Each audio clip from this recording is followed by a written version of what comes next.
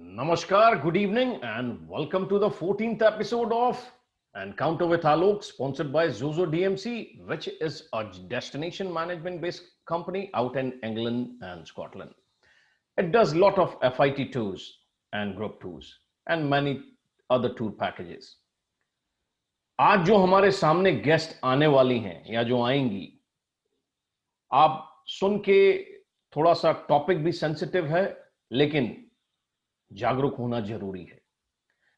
हम आपको बताएंगे आगे ये कौन है, लेकिन पहले हम जोड़ना चाहेंगे डॉक्टर सान्या शर्मा से, जो कि लंदन में इस समय है।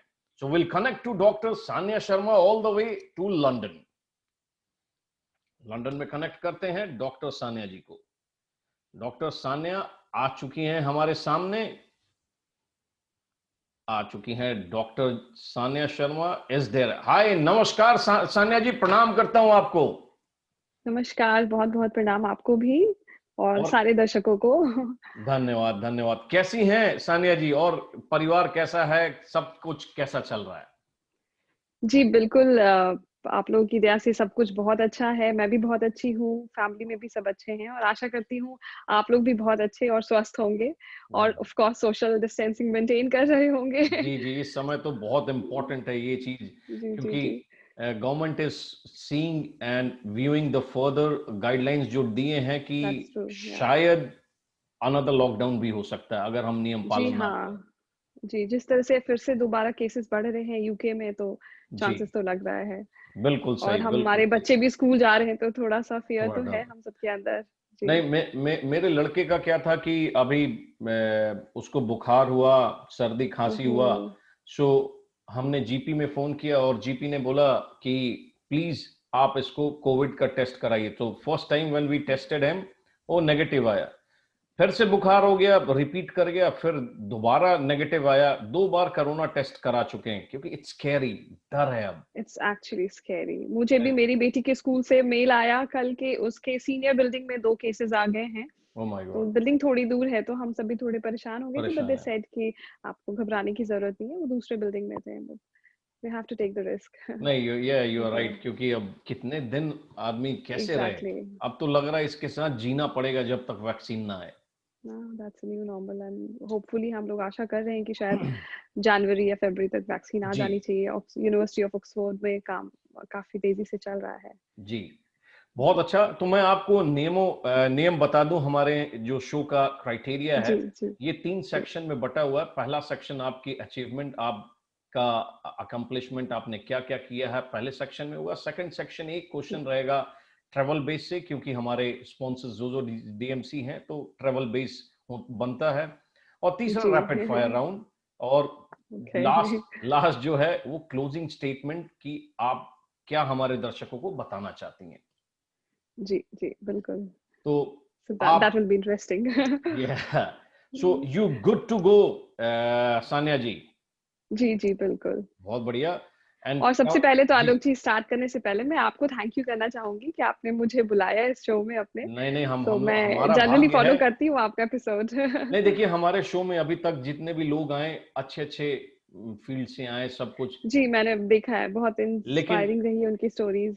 लेकिन जब मैं आपके बारे में रिसर्च कर रहा था, I will be honest to you, पहले मुझे नहीं पता था, लेकिन जब थोड़ा सा रिसर्च करना शुरू किया, मेरे रोंगटे खड़े हो गए कि जो काम थैंक आपने यू सो किया है। मच। और मैं दर्शकों को भी जी। ये बताना चाहता हूं कि अभी आप आगे सुनेंगे सान्या जी को, और प्लीज जितना हो सके इसे शेयर करें, क्योंकि ये जागरूकता फैलनी चाहिए और लोगों जी को पता चलना चाहिए कि डॉक्टर सान्या क्या काम कर रही हैं। तो पहला सवाल सान्या जी से एनकाउंटर विद आलोक पे ये होगा।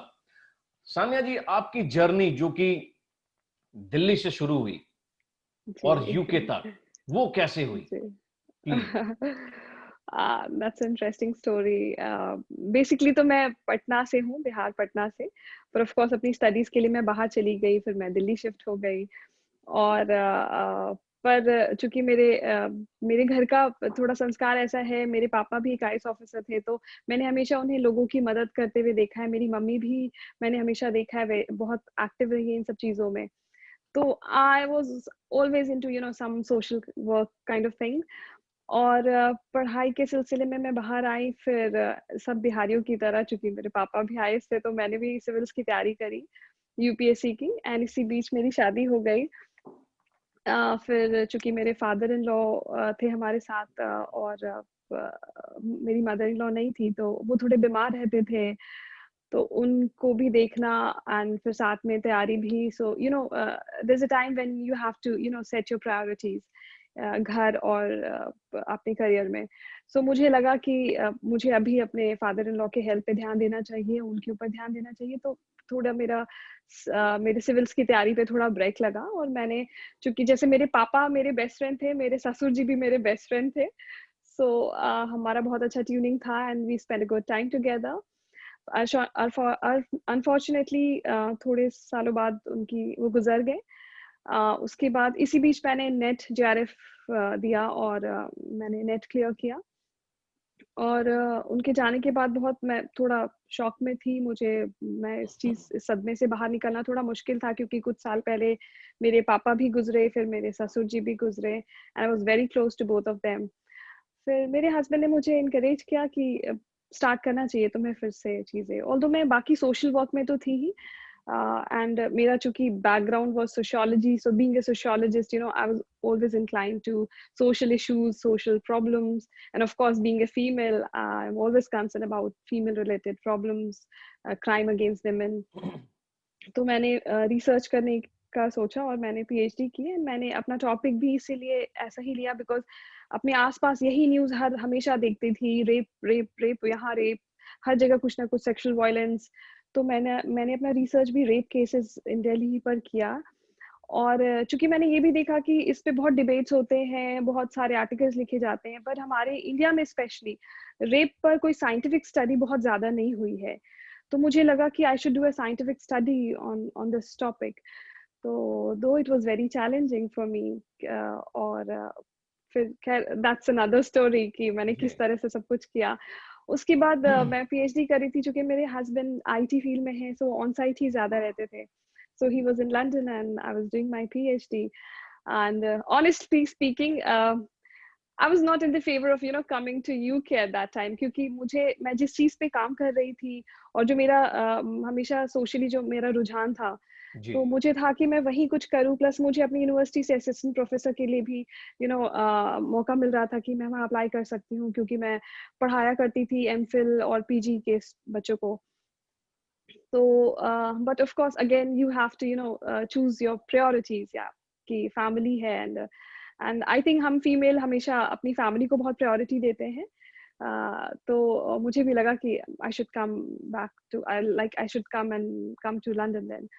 अपने पति के साथ मैं यहीं फिर शिफ्ट हो गई। मेरी बेटी भी है एक।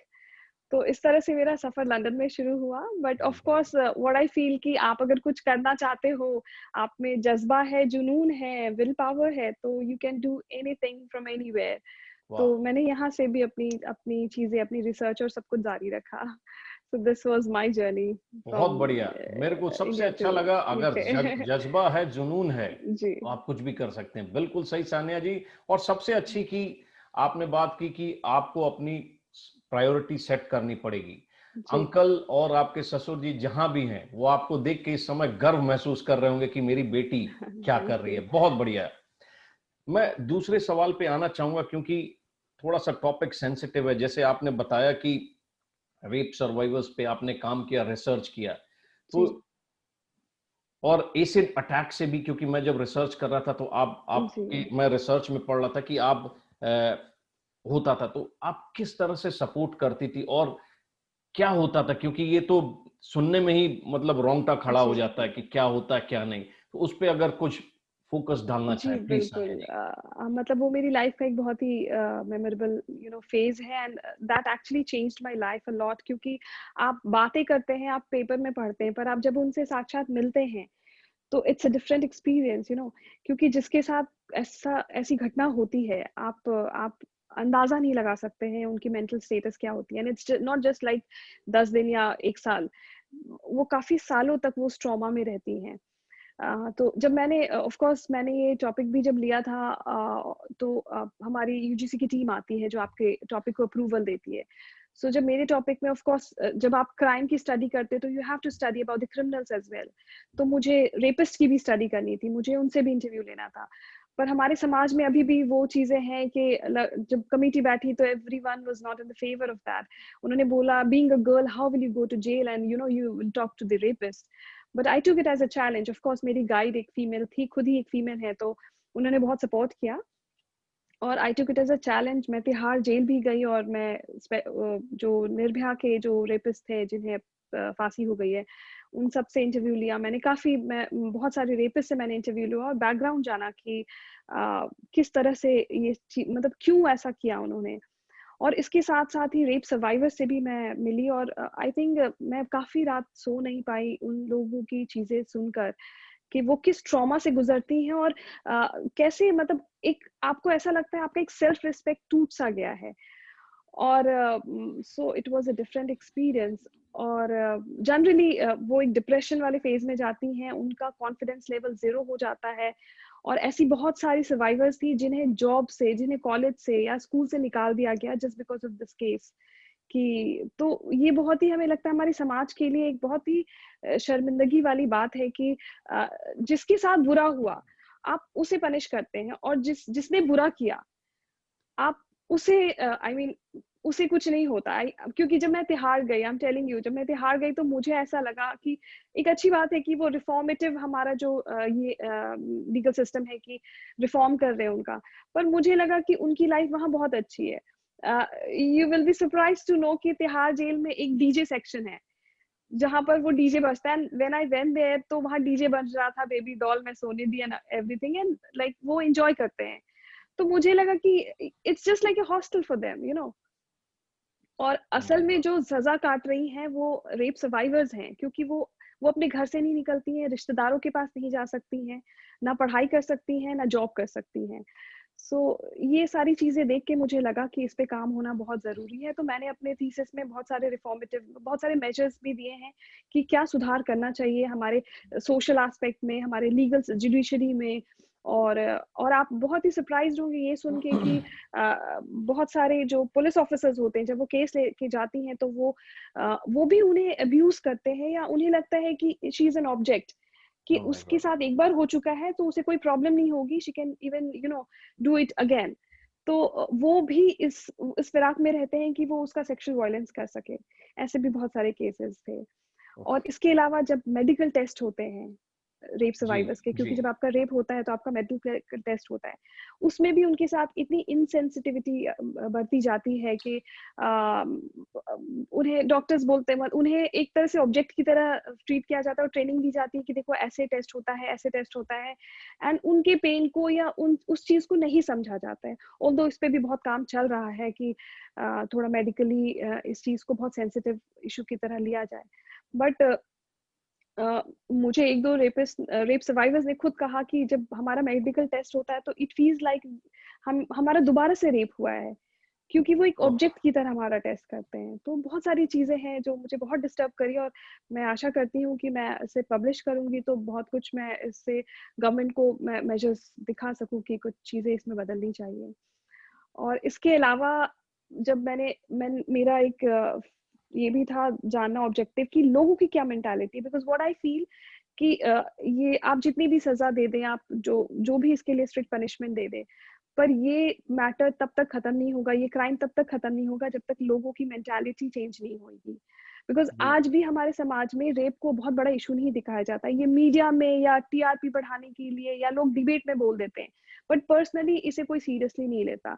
आई मीन मैं बहुत बड़े बड़े पुलिस ऑफिसर्स से मिली हूँ एंड उनका स्टेटमेंट था कि मैडम ये रेप वेप जैसी चीज नहीं होती, जो करते हैं वो मार देते हैं, जो बचते हैं वो खुद बस मजे लेने के लिए ये लड़कियां काम करती हैं। तो आप सोचिए जो उनको ओफो. प्रोटेक्शन दे रहे हैं उनका ये स्टेटमेंट होता है। एंड एक बहुत रिनाउंड यूनिवर्सिटी के बहुत बड़े टॉप पोजीशन पे जो बैठते हैं, जो एजुकेशन देते हैं, उनका स्टेटमेंट था कि मतलब I was really shocked to know कि क्या मेजर्स अपनाने चाहिए। तो उनके मेजर्स भी आप सुनिए। ही सेड कि आपको बचना चाहिए, कोशिश करना चाहिए कि आप रात में इधर उधर ना जाए, आपको बचना चाहिए, पर अगर आप बच नहीं पाई और पकड़ा गई तो just enjoy it. I mean you can Oh my you know God. think about the mentality of people. तो ये और बहुत लोगों ने मुझसे कि आप किस पे रिसर्च कर रही हैं, तो रेप, क्योंकि रिसर्च मतलब लोगों को लगता है किसी साइंस पे, किसी इंजीनियरिंग पे आप रिसर्च करो, it's like rape.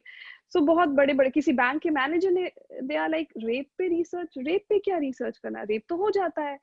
So these were the experience of my journey of my research, कि कैसे कैसे एक्सपीरियंस हुए, तब मुझे लगा कि इट्स ऑल हियर, जी। ये चेंज करना बहुत जरूरी है। तो इस तरह से ऑफ कोर्स मैंने सर्वाइवर्स को काफी सपोर्ट भी किया है, उन्हें काउंसलर से मिलाना, उन्हें डॉक्टर से मिलाना, उनको खुद से सपोर्ट करना, इमोशनल सपोर्ट।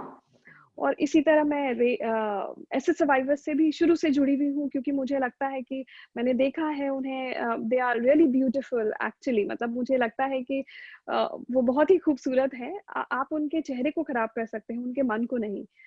तो मैं उनके लिए भी कभी कुछ कैंपेनिंग करती हूँ या क्राउड फंडिंग की कोशिश करती हूँ, और हमेशा सपोर्ट करती हूँ उनको। वाह। तो बस यही है। नहीं, बहुत उम्दा आपने बोला, लेकिन ये सब सुनने के बाद मैंने अभी तक बहुत इंटरव्यू लिए हैं, लेकिन अभी मैं वाकई अंदर से हर्ट हूं और भावुक भी हूं कि लोगों की कैसी मानसिकता है। एग्जैक्टली, जैसे आपने बताया, इतने हाई प्रोफाइल आदमी ने कहा, if you are actually, caught, enjoy it. What is he talking about? Is he in sense और एग्जैक्टली, नॉट? क्या, कैसे? अगर उनके घर में कोई लड़की बच्ची अगर ऐसे हो, तो वो उनको भी यही बोलेंगे कि आप एंजॉय कीजिए। मुझे वाकई अंदर बिल्कुल से अभी सही। गुस्सा भी आ रहा है। नहीं, जो आप काम कर रही हैं, उस जज्बे को मैं सलाम करता हूं, और सही में थैंक यू। तहे दिल से आपको प्रणाम भी करना चाहता हूं, कि क्योंकि जी, नहीं आप नहीं, बहुत थैंक यू। अच्छा काम कर रही हैं। और मैं इस प्लेटफॉर्म पे कहना चाहता हूं कि ये मेरा आज तक का सबसे अच्छा इंटरव्यू है, क्योंकि सान्या थैंक यू जी, सो मच। सही में मेरे रोंगटे खड़े हो गए हैं ये सब सुनने के बाद। क्योंकि अच्छा, आपने मेंशन किया कि आप तिहाड़ जेल गई, और जी जी निर्भया के मींस उन मैं तो नाम भी नहीं लेना चाहता, जो गया सो गया, जी लेकिन जी what they did, they were punished. लेकिन एक आदमी और बचा है, जो कि जी उस जी, समय जुवेनाइल। एडल्ट जुवेनाइल में था, हाँ। एडल्ट के कैटेगरी में नहीं था। तो क्या ऐसा क्या होना चाहिए कि उसको भी सजा मिले? क्योंकि सब लोग सब कुछ एक तरफ, सब लोग उसको भूल चुके हैं। तो जी मैं बिल्कुल। दोबारा दोहराना नहीं चाहता, लेकिन क्या आपको लगता है, क्योंकि आप तो रेप सर्वाइवर्स के साथ काम की हैं, तो जी जी आपको जी लगता है कि उस व्यक्ति को भी सजा मिलनी चाहिए?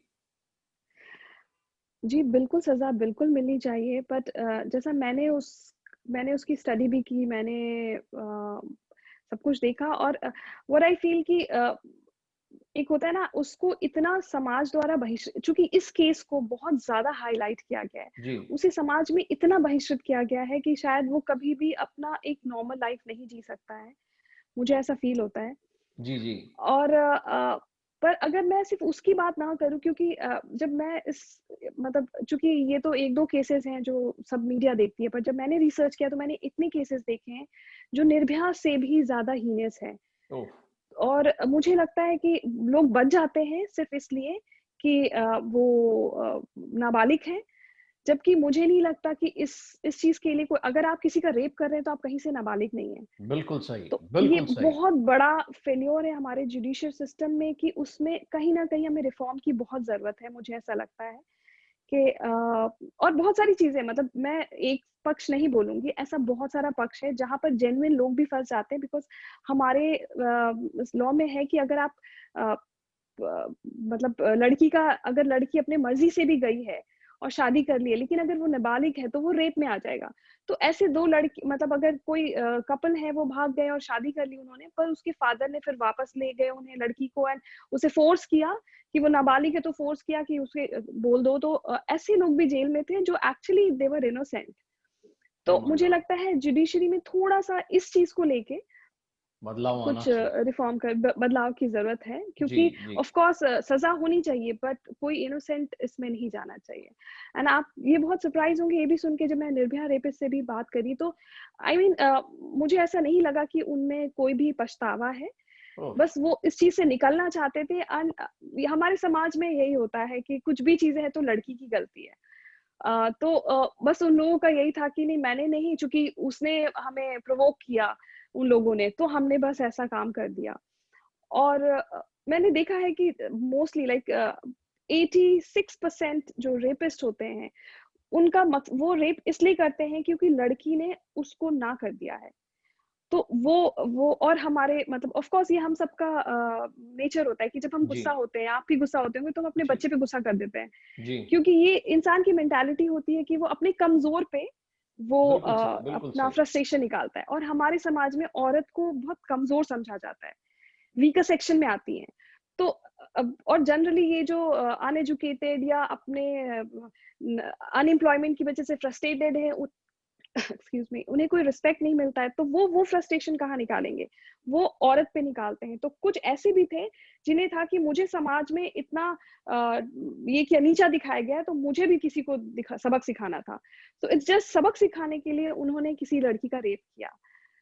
तो तो मुझे लगता है कि सिर्फ जुडिशियल सिस्टम नहीं, हमारे समाज में, और ये हम सबकी जिम्मेदारी है कि हम अपने नेक्स्ट जनरेशन को ऐसी शिक्षा दें, ऐसा संस्कार दें कि वो इस मेंटालिटी से निकले कि औरत ही कमजोर है, इसलिए वो बहुत सॉफ्ट टारगेट हो जाती है उनका।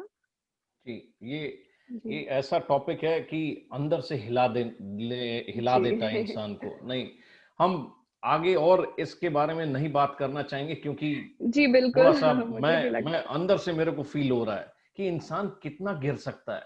और हमें सबसे बड़ी चीज़ कि औरतों को कमज़ोर नहीं, क्योंकि औरत माँ दुर्गा का भी रूप हुई है, माँ जी लक्ष्मीबाई का भी रूप हुई है, और काफ़ी ऐसे-ऐसे अवतार हुए हैं।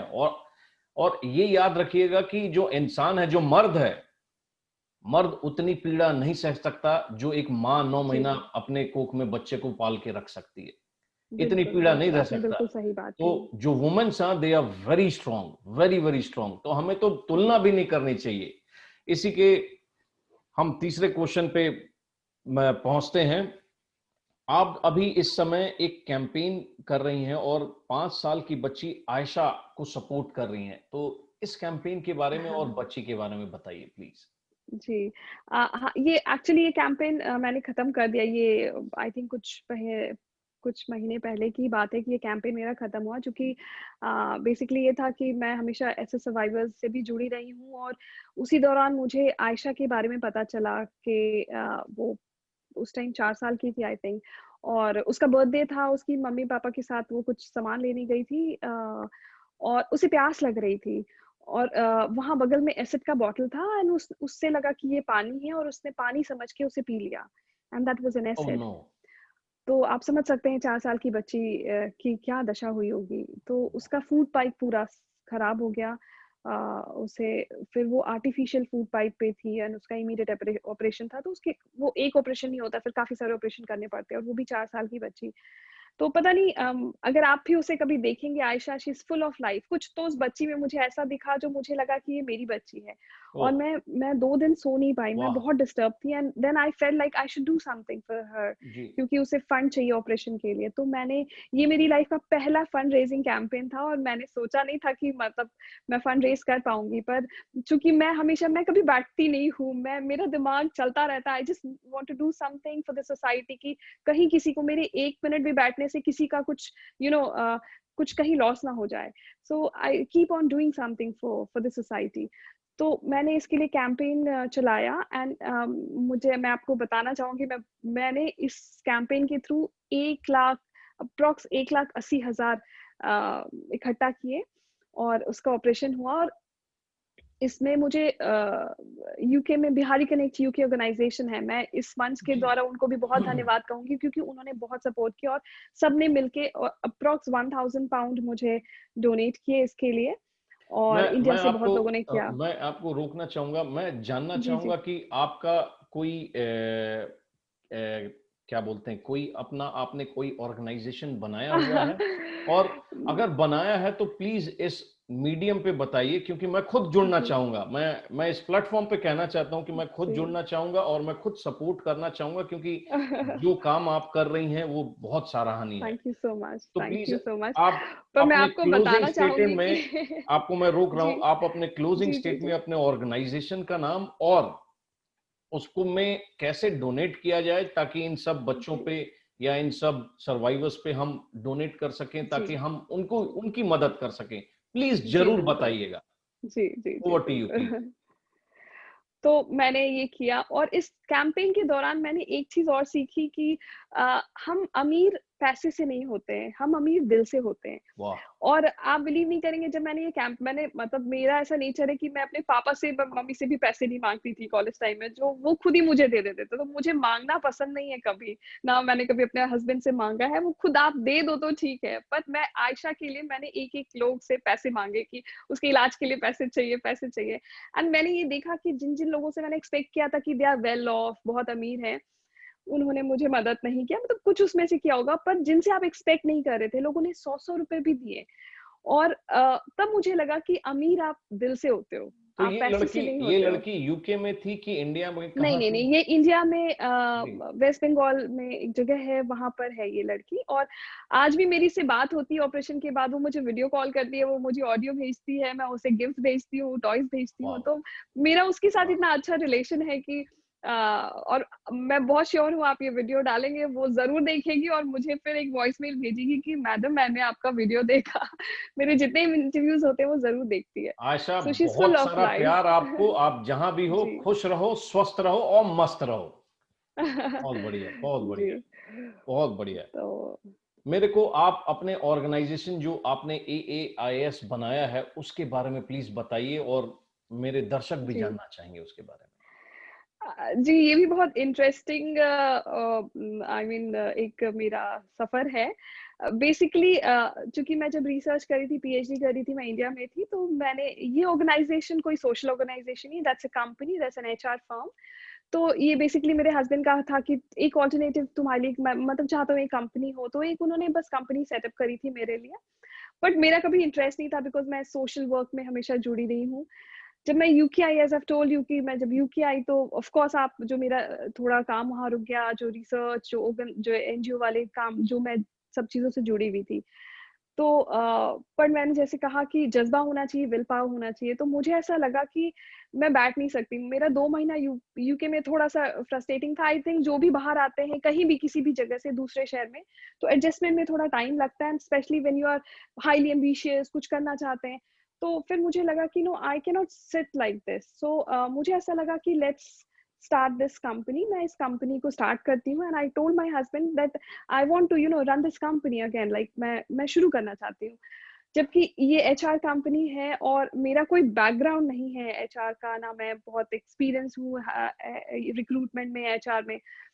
पर मैं करना चाहती थी क्योंकि आई ऑलवेज टेक चैलेंजेस। मुझे ऐसा फील होता है कि हम लोग, स्पेशली औरतें, किसी भी चीज में पीछे नहीं है, वो कुछ भी कर सकती हैं, बस विल पावर स्ट्रांग होना चाहिए। और दूसरा रीजन ये भी था कि जब मैंने अपनी स्थिति देखी कि आप कुछ करना चाहते हो, बट आप बहुत सारे सोशल फैमिली रिस्पॉन्सिबिलिटी में हो। ऐसी बहुत सारी औरतें थी जो बहुत एक्सपीरियंस थी, कहीं जॉब करती थी, बट या तो बच्चा हो गया या कोई फैमिली इशू की वजह से काम नहीं कर पा रही थी। तो मैंने इस कंपनी को इसीलिए चलाया और मैंने एक टीम तैयार करी। उसमें मैंने ज़्यादातर फीमेल्स रखे, जो कहीं एचआर में जॉब करती थी और अब उन्होंने जॉब छोड़ दी, चाहे वो इंडिया में हो, कहीं भी हो। मैंने ऐसी टीम बनाई फ्रीलांस रिक्रूटर्स की, और मैंने रिक्रूटमेंट का काम शुरू किया। इंडिया में मैंने क्लाइंट्स बनाए, मैं स्पेशली इसके लिए इंडिया गई, और मैंने मतलब मैं रात दिन मेहनत करी। मुझे मुझे लगा मुझे बहुत सारे चैलेंजेस का सामना करना पड़ा, because every time you have to prove yourself. आप जिस किसी कंपनी में काम कर रहे हो, तो भई आपका बैकग्राउंड क्या है, आप कैसे करेंगे? क्लाइंट्स बनाने के लिए उनको कॉन्फिडेंस हासिल करना पड़ता है। पर ऑफ कोर्स मैंने वो किया। और मैं इस मंच के द्वारा अपनी टीम में जो मेरी सीनियर रिक्रूटर थी हरितमा मलिक, मैं उसको भी थैंक यू करना चाहूंगी, क्योंकि वो भी पहले जॉब करती थी। She was very senior manager in good HR firm. फिर वो भी म्यांमार शिफ्ट हो गई, तो मैंने पर बहुत पोटेंशियल था उसमें भी। मैंने उसको अपनी सीनियर रिक्रूटर रखा, और इस तरह से मैंने बहुत, यूके में ऐसी औरतें थी जो जॉब करना चाहती थी, पर फैमिली की वजह से बाहर नहीं जा पा रही थी, बट दे जी। Have that potential. मैंने उनको टीम में रखा, और इस तरह से एक टीम बनाई मैंने, और मैंने इंडिया में रिक्रूटमेंट का काम शुरू किया। और भगवान की कृपा से बहुत अच्छा चला, वो बहुत अच्छे से हुआ, और मेरे क्लाइंट्स बहुत अच्छे बने, और मैंने बहुत सारे प्रॉफिट्स करके दिए। और मुझे लगा ठीक है, इस पैसे से मैं कुछ सोशल वर्क भी कर सकती हूँ। तो बहुत ये अच्छा। मेरा डिफरेंट नहीं नहीं, बहुत अच्छा। रिक्रूटमेंट का। मैं सानिया जी फिर से दोबारा आपको बोलना चाहूंगा, और please I am urging this request, please इस शो के अंत में आप जरूर बताइएगा कि हम कैसे जुड़े आपसे। जी और बिल्कुल। मैं ही नहीं, क्योंकि मैं इस माध्यम से कहना चाहता हूं कि मैं पहले मुझे आपसे मेरी मुलाकात एक बार लंदन में हुई थी, जब हम लोग बैठे थे। उस समय की सान्या को जानना और अब की सान्या को जानना जमीन आसमान। इवन जब आज सुबह तक हम बात कर रहे थे, मैं रिसर्च किया, लेकिन जब सुना ऐसा ना, तो मैं आपको दिल से बोलना चाहता हूँ, मैं दिल से जुड़ना चाहता हूँ, and I really want thank to you help, so much. Seriously on on नहीं, ऑन ये मेरा सीरियस सौभाग्य नोट। होगा कि आप जैसे अच्छे लोग मुझसे जुड़ेंगे, तो ये मेरा सौभाग्य होगा। नहीं नहीं सानिया जी, बिल्कुल। और मैं ही नहीं, मैं चाहूंगा कि अगर आपको कोई हेल्प चाहिए या इस कैंपेन जी से जुड़ने बिल्कुल। में कुछ हो, तो I will be the first one to come out of my way. I have my businesses, I know, but I will be the जी first जी one to come बिल्कुल। out and help. Thank you so much for this Alok. Thank you. हम पांचवें सवाल पे, first section के last सवाल पे पहुंचते हैं कि इस पेंडेमिक में, देखिए आप आज देख रही होंगी मेरे में उतनी एनर्जी नहीं है। क्यों? एनर्जी थी जब मैं आपसे शुरुआत कर रहा था, तो एनर्जी थी, लेकिन जैसे जैसे अंदर से सुनता गया क्या हुआ क्या हुआ, अंदर से एक आदमी टूट सा गया कि क्या होता है, मानसिकता लोगों की जी कैसी हो गई है। तो सबसे पहले हमें मानसिकता बदलनी होगी। और ऐसे आपने बहुत सही कहा कि आदमी पैसों से अमीर नहीं होता, दिल से अमीर होता है। तो जी इंसान को दिल बिल्कुल। से अमीर बनना पड़ेगा, ये जरूरी है। क्योंकि जी। अभी एक मेरे मित्र के पिताजी पास आउट हो गए, और so sorry to hear that. जी वो अभी आज कलकत्ता में गया, उसका नाम कुंतल मुखर्जी है। Means hearty condolences to the family. लेकिन जी बड़ा अजीब, लेकिन ये है कि क्या मतलब, फिर सोचता है आदमी, क्या उनके पास भी, मेरे से बात हो रही थी, उनके पास यहाँ 9 से 10 मकान हैं, यहाँ पे फ्लैट्स हैं। तो मेरे से बात हो रही थी, जब वो रो के कह रहा था कि किस लिए कमाया जब मेरा बाप ही नहीं रहा। That's true. क्योंकि एक होता है ना, भले पिताजी माताजी बूढ़े हो जाएं, लेकिन एक पीछे रहते जी हैं तो लगता है बिल्कुल। कि सहारा है, कोई है। बहुत बहुत बहुत भले वो बहुत। कुछ ना करें, जी। भले हम सब कुछ करें, लेकिन एक लगा है नहीं, मेरे पीछे कोई है। तो आप बिल्कुल वो सही चीज बोल रहे हैं। फील होती है, फील तो होती है।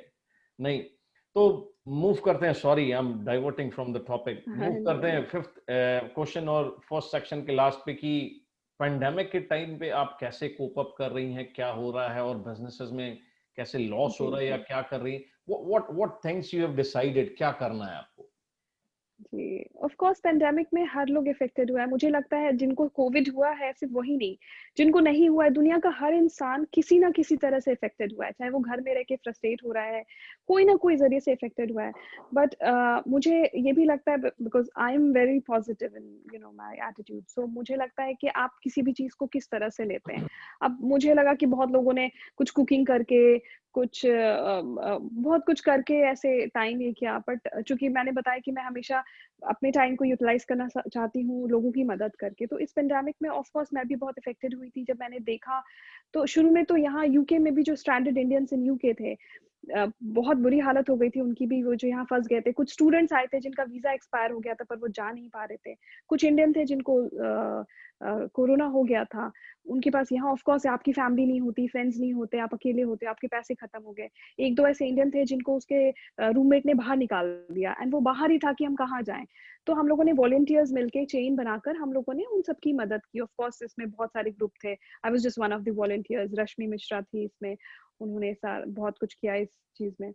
तो यहाँ मदद कर रहे थे जो भी इंडियन फंसे हुए थे, उन्हें जो भी बेसिक नीड्स की चीजें थी वो देना। उसके बाद मैंने न्यूज में देखा कि इंडिया में लेबर्स इतने बुरे स्थिति में हैं, उनके साथ तो आई थिंक वर्स इफेक्टेड जो इंडियन माइग्रेंट लेबरर्स थे इंडिया में। तो मैंने भी बस एक मिशन चलाया, मिशन श्रमिक सहयोग, और मैंने एक टीम बनाई, मेरे वॉरियर्स की टीम बनाई, और जो जहाँ लेबर्स फंसे हुए थे उनको इमीडिएट जो भी हेल्प चाहिए थी, for example like in terms of food, in terms of groceries, clothes, anything, वो सब हमने प्रोवाइड किया। और ये पैन इंडिया अप्रोच था, ये ना सिर्फ बिहार के लिए था। तो मैंने बहुत अच्छा, सोशल मीडिया बहुत पे अच्छा। इसको डाला और मुझे इतने अच्छे रिस्पॉन्स आए कि मैं जुड़ना चाहती हूँ। और आप बिलीव नहीं करेंगे, एक दो ऐसे थे, एक लेडी है जिसके खुद के फादर श्रमिक हैं, वो मुंबई में फंसे हुए थे और वो मेरी वॉरियर बनी, और क्योंकि वो दर्द समझ सकती थी उस चीज का, और उसने बहुत लोगों की मदद करी। इस तरह वाह, से पटना से वाह। और इस मुहिम में आपको मैं बताऊं कि आप कहीं आपका घर भी बहुत इंपॉर्टेंट होता है, आपके माँ बाप के संस्कार, आपके माँ बाप का सपोर्ट। बिल्कुल और सही। मेरी मम्मी खुद वो हर संडे 50 लोगों का खाना बनाती हैं खुद से, अरे मेरी वाह! मम्मी और मेरी सिस्टर, और वो गरीबों को बांट रही थी। तो मुझे लगा कि आप लोग इतना काम कर रहे हो, और ऐसे करके हर औरतें अगर ऐसा करे। मेरी सिस्टर है बड़ी, वो घर से बाहर निकलती है, वो हर दिन एक खाना लेके जाती है एवरीडे, कि कोई भी कहीं मिलेगा। तो उन्हें मैं बताना चाहूँगी कि एक दिन वो लेके गईं उनके स्कूल, जहाँ वो गवर्नमेंट टीचर हैं, स्कूल के बाहर एक भिखारी बैठता है, वो उन्होंने सोचा था उसको खाना दे देंगे। नेक्स्ट डे वो लेकर गईं, वो नहीं मिला, तो उन्होंने सोचा चलो खाना वापस ही ले जा रहे हैं। जब वो वापस ले गईं, तो उन्होंने देखा कि एक बिल्कुल गरीब भिखारी था वो, और वो कूड़े में से चुन के खाना खा रहा था। तो फिर उन्होंने उसे खाना खिलाया। तो मेरी मम्मी लोग ये काम करती है ना, मैं इस मंच के द्वारा अपनी सिस्टर को, अपनी मम्मी को और सारी टीम को भी थैंक यू करूँगी कि उन्होंने मुझे इतना सपोर्ट किया और इस मिशन के साथ जुड़ी। और इस तरह से हमने बेलगाँव, पुणे, लखनऊ हर जगह टीम बनाई। और मैं बताना चाहूँगी एसएस सर्वाइवर्स का जो छाव फाउंडेशन जो इसको इनके लिए देखता है, एसएस सर्वाइवर्स को, शिरोज़ कैफ़े, उन्होंने मुझे अपना कैफ़े दिया कि आप इसको कलेक्शन सेंटर के रूप में ले सकती हैं, कि जिन्हें भी कुछ देना है खाना, वो यहाँ पहुँचा सकते हैं। तो इस तरह से मैंने कोविड ये जो लॉकडाउन था उसको बहुत लोगों की मदद के लिए यूटिलाइज़ किया। एंड रही बात मेरे बिजनेस की, ऑफ कोर्स हर किसी का बिजनेस कहीं ना कहीं जी। इफेक्टेड हुआ, मेरे भी, क्योंकि जहाँ फायरिंग हो रही है वहाँ हायरिंग हो ही नहीं रही है। तो मैं जी, जी। मुझे रिक्रूटमेंट में बहुत लॉस हुआ उस टाइम में। बट ऑफ कोर्स मैंने जैसे बताया कि हमेशा हमें एक पॉजिटिव अप्रोच रखना चाहिए, एंड अगर आपकी नीयत सही है तो आपके लिए रास्ते खुलते जी, जाएंगे। तो मैंने अपने बिल्कुल सही। बिजनेस को एक्सपैंड करने का प्लान किया, और मैं अदर सर्विसेज में इसे एक्सपैंड कर रही हूँ, लाइक, और मैं यूके में भी इसको एक्सपैंड कर रही हूँ in terms of medical science and all. So मैं अपने बिजनेस को रिक्रूटमेंट के अलावा दूसरे सर्विसेज में भी एक्सपैंड कर रही नहीं, हूँ। बहुत तो बढ़िया। अगर बस नीयत सही है तो जी। रास्ते खुलते रहेंगे। बहुत सही बोला। जी। और आप मैं क्लास 6 में पढ़ा था, कहीं सिविक्स में सब्जेक्ट था, तो उस समय पढ़ा था कि family is the first window through which a child looks out. तो आज वो जी चीज बिल्कुल। साकार होते मैंने देखा, क्योंकि ये सब जी। आप अपनी फैमिली से ही ली हैं। वाह, बहुत जी बढ़िया, बिल्कुल बहुत बढ़िया, बिल्कुल। बहुत बढ़िया। जी। पहला राउंड हम क्रॉस करते हैं, और आपको जितने भी मार्क्स दें उतने कम है, फुल भी दें वो भी कम है। बहुत अच्छा किया आपने, बहुत थैंक यू उम्दा सो खेला। मच। अब हम दूसरे थैंक यू। राउंड पे चलते हैं। अब थोड़ा सा हम इमोशन से अब थोड़ा सा दूर हटते हैं, क्योंकि जी। काफी वो हो गया है, जी। भावुक हो गए हम दोनों। अब हम पहुंचते हैं दूसरे राउंड पे, ट्रेवल सेक्शन पे। तो आप बताइए, which okay. Is your favourite destination and why? Okay, favourite destination. देखिए, ऑनेस्टली स्पीकिंग मैं बताना चाहूंगी कि मैं बहुत ज्यादा घूमी नहीं हूँ। मैं, क्योंकि मैं हमेशा किताबी कीड़ा टाइप रही, सिविल्स की तैयारी की। इनफैक्ट मेरे घर वाले भी कहीं घूमने जाते थे, मूवी एंड ऑल, तो I prefer to be at home, कि मैं पढ़ाई करूँ। और शादी के बाद पापा जी की तबीयत ठीक नहीं होती थी, तो इनफैक्ट हम कहीं जाते नहीं थे, कि अच्छा नहीं लगता था, हमें खुद भी अच्छा नहीं लगता था, इट्स आवर ड्यूटी। पर मेरा ज्योग्राफी और हिस्ट्री बहुत फेवरेट सब्जेक्ट रहा है। और मैं ऑनेस्टली बता रही हूँ कि ऐसा, मतलब वो रोम, पेरिस और ये चीजें उतनी मुझे नहीं भाती हैं, क्योंकि मैंने जब पढ़ा है तो मुझे ऐसा लगता है कि I actually it's my dream, कि मैं इंडिया भ्रमण करूं, एक लोकल ट्रेन में, एक लोकल ढाबे में जा जाके खाना खा के, स्पेशली जो वाह, हमारे इंडिया में बहुत ऐसे हिस्टोरिकल एंड मॉन्यूमेंट्स हैं, मैं उसे देखना चाहती हूँ।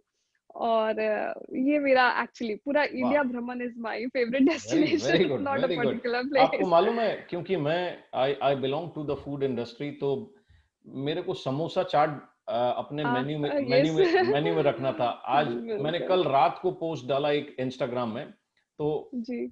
मैं इस समोसे चाट के लिए पहले बनारस में काशी चाट भंडार गया, दीना चाट भंडार अच्छा। खाया, फिर ओह, लखनऊ में चाट खाया, दिल्ली में चाट खाया, फिर हर जगह से कलेक्ट किया, और फिर मैंने अपनी अच्छा। रेसिपी बनाई। मेरी बीवी अरे जो है, वाह। My wife makes a very good homemade chaat masala. तो अरे वाह, दैट्स रियली वंडरफुल। फिर उस चाट मसाले को कैसे, बुके हुए जीरे को कैसे मतलब यूटिलाइज करना, सब कुछ सब जगह से थोड़ा थोड़ा लेके मैंने एक स्पेशल बनाया, आलोक स्पेशल समोसा चाट। वो इस ओके। समय, ट्रस्ट मी, हमारे रेस्टोरेंट में इस समय सबसे ज्यादा बिकने वाला आइटम वही है। मैं बिल्कुल वेट कर रही हूँ कि नहीं ये नहीं, बिल्कुल बिल्कुल। लॉकडाउन और ये प्रॉब्लम्स खत्म हो तो मैं जरूर आऊँ और बहुत नहीं, अच्छा गुड इंडियन गुड। खाना खाऊं आपके जी रेस्टोरेंट में। जी और जी। वैसे भी मैंने इतना सुना है आपके रेस्टोरेंट के बारे में कि नहीं नहीं, आई रियली वांट धन्यवाद। To come. No, thank you, madam. Thank you so much. So let's move to the third and final round, which is rapid fire okay round, or thoda sa we'll have fun. You good to okay go, Sanya ji? Yes. Okay. So the first encounter, rapid fire round, and the first question to Sanya ji will be this: Hakka noodles or pasta? Hakka noodles. I don't like pasta. How much time do you take to get ready? That's a tricky one. I mean, सारे female थोड़ा time लगाती है. So same here. Okay. I think you should ask this question, to my husband. Oh my जल्दी God. करो type. So उनका हमेशा रहता है. Good. On scale of 1 to 10, how good are you in cooking? आ, या आप मतलब मैं खाना अच्छा बनाती हूँ ऐसे मेरे ससुराल वाले कहते हैं। So I 8. think 8. 8. Very good. Very good. I What color is your toothbrush? toothbrush. It's pink. Pink. Very good. If a biopic was to be made on you, who do you think would be good to play your character? अगर biopic बननी थी तो आपको क्या लगता है कि कौन सी लेडी एक्टर है जो आपका रोल सूट करेगी? क्योंकि मैं हमेशा मेरे घर में मेरे पापा मुझे हमेशा दुर्गा कहते थे क्योंकि मैं कहीं बाहर जाती हूँ मेरे हस्बैंड बोलते थे किसी से लड़के नहीं आना। इट्स लाइक मैं चाटा मारना एंड कोई किसी को छेड़ भी रहा तो मैं उसे डंडे से मारना। तो मुझे झांसी की रानी और ऐसा बोला जाता है मेरे घर में। सो ऑफ कोर्स मुझे लगता है none other than Kangana. My God, इस समय Kangana, she is a hot topic just Yeah, now and सबकी फेवरेट exactly. बनी हुई है And I Kangana. just, yeah, I like her a lot. नहीं, बहुत बढ़िया। और आज इस शो में मैंने मेंशन भी किया था कि दुर्गा का रूप होती है, लक्ष्मी बाई का रूप होती हैं। जी। बहुत बढ़िया। सिंगिंग और डांसिंग? Dancing. डांसिंग। अब क्या है कि first thing that comes in your mind, जो पहला चीज आप के दिमाग में आता है वो आपको कहना है। First celebrity crush? Amitabh Bachchan. Amitabh Bachchan. First reaction when you came to London? WTF. ये या वो? अब हम दूसरे क्वेश्चन पे पहुंचते, Okay. ये या वो? इंस्टाग्राम और Twitter? Insta. You believe in giving present or taking present? No, actually, I truly believe in giving present. तो मैं बचपन से ये करती आई हूँ। मैं बचपन में अपनी नानी को मैं जब भी जाया करती थी, मैं उन्हें 1 रुपया 10 पैसे तब आते थे, 50 पैसे वो देती थी। I don't know why मैं क्यों देती थी, पर मैं शुरू से देती थी उन्हें। So of course, giving very good. present. India और यूके? Of course, India. सारे जहां से अच्छा हिंदोसिता हमारा। दोस्त हमारा। बहुत बढ़िया। इसी इसी कोटेशन के साथ हम अपना एपिसोड समाप्त करना चाहेंगे। और सान्या जी, आपका तहे दिल से बहुत बहुत धन्यवाद कि आप Thank हमारे you शो so पे much. आई। जाने से पहले जी। आपका क्लोजिंग स्टेटमेंट जो हमारे व्यूअर्स के लिए और दर्शकों के लिए होगा। जी, बिल्कुल। पहले तो आपने जो मुझसे बोला था कि अपने ऑर्गनाइज़ेशन को ज़रूर बताइए, तो मैं बताना चाहूँगी आप बहुत सरप्राइज़ होंगे। मु सबको लगता है कि सोशल सर्विस करने के लिए आपका कोई ऑर्गनाइज़ेशन, कोई एनजीओ होना चाहिए। बट मेरा कोई ऑर्गनाइज़ेशन नहीं है, मेरा कोई एनजीओ नहीं है। मैं I have a tattoo here, it's a bird. It is a symbol of freedom. So I am kind of free bird जो मैं खुद से काम करना चाहती हूँ।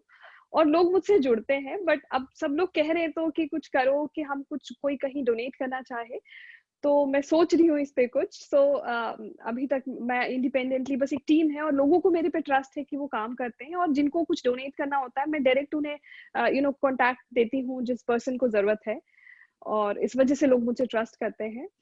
और रही बात क्लोजिंग स्टेटमेंट, तो मैंने एक और अभी एक मुहिम चलाई है चूँकि मिशन श्रमिक सहयोग जो श्रमिक जहाँ थे वो पहुँच गए हैं। तो मुझे लगता है कि हर प्रॉब्लम्स का जड़ बहुत बड़ा जड़ है भूख है। आप भूखे होते हो तो आपके ना गलत विचार आते हैं, आप कुछ डिस्ट्रक्टिव सोचते हो। So I think each one feed one. So मैं सब दर्शकों से ये कहना चाहूँगी कि अगर आप हर दिन सिर्फ एक इंसान का एक्स्ट्रा खाना भी बना के बाहर देंगे ना, तो अगर 10 लोग भी ऐसा सोचेंगे तो आप 10 का पेट भरेंगे। तो मुझे लगता है कि मैं आप सबसे रिक्वेस्ट करती हूँ कि each one feed one please. वाह, बहुत अच्छा कोटेशन पास किया, ईच वन फीड वन, बहुत बढ़िया। और मैं आपको बोलना चाहूंगा कि प्लीज आप आप फ्री बर्ड हैं, you mention, really appreciated, but लेकिन आप अपना ऑर्गेनाइजेशन खोलिए और आप ट्रस्ट जी। में बहुत लोग जुड़ेंगे, क्योंकि लोगों को पता है कि आप क्या कर रही हैं और क्या करेंगी। उनको आपकी नीयत और सब कुछ सबको पता है, मुझे थैंक यू। पता है। क्योंकि और मैं सबसे इस मंच से अपने मित्र मृणाल को धन्यवाद करना चाहूंगा, क्योंकि उन्होंने भी आपके जी बारे में बताया बिल्कुल। था। मैं थैंक यू। मैं उस समय ही इज अ आपसे पहले वंडरफुल पर्सन, मृणाल बहुत ही एक अच्छे इंसान है। वो मेरा जो उनका छोटा भाई है, he was my best friend in boarding in Dehradun, we studied together, Pallav. Okay okay. तो he used to be super brilliant at that time. वो अच्छा, नहीं, मैं बहुत, मैं भी ये बोलना चाहूँगी कि मुझे जब भी ज़रूरत हुई है, चाहे वो कोई भी सोशल कॉज़ के लिए हो, Mrinal is always there, to oh, support. he is a gem of a person, he is a gem of a या person। End of course I will say Rohit also, Mrinal उन्हें अच्छे से जानते जी, हैं, रोहित है, वो भी हमेशा सपोर्ट, इनफैक्ट मेरा बिहारी कम्युनिटी यूके में है, they are very supporting. Very good, very very good. जी। Thank you so much Sanya ji, आप हमारे शो पे आए, थैंक तहे यू दिल आलोक से जी। धन्यवाद। जी, और आपको मिल भी धन्यवाद मुझे बुलाने के नहीं लिए। नहीं, थैंक यू सो मच। जी, एंड जी, जहां भी लोग जो देख रहे हैं या देखेंगे, please support Sanya ji with full confidence. धन्यवाद, जय हिंद। जय हिंद, थैंक यू। Thank you.